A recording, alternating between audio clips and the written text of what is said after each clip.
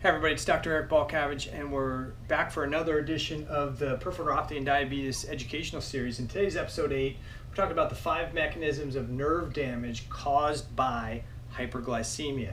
So, first one is that we get upregulation of that polyol pathway. We talked about increased glucose in the cell, increases the production of sorbitol, which is essentially alcohol, which creates more cell damage, and it depletes the antioxidants in the cell.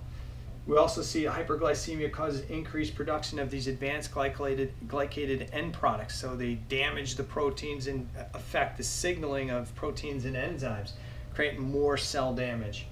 We see the increased expression of these age receptors and ligands. So we actually see changes in our genetic expression, upregulating more places for these ages to bind and more things to help stimulate these AGE reactions that cause damage.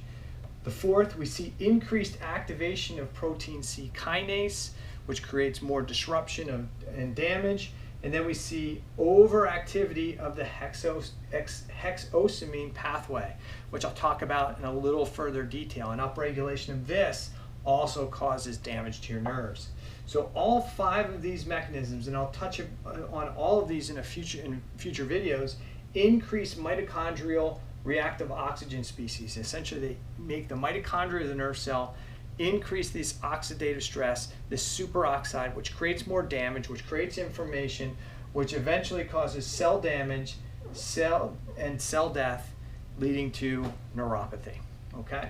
So this is episode 8, the 5 mechanisms of nerve damage caused by hyperglycemia.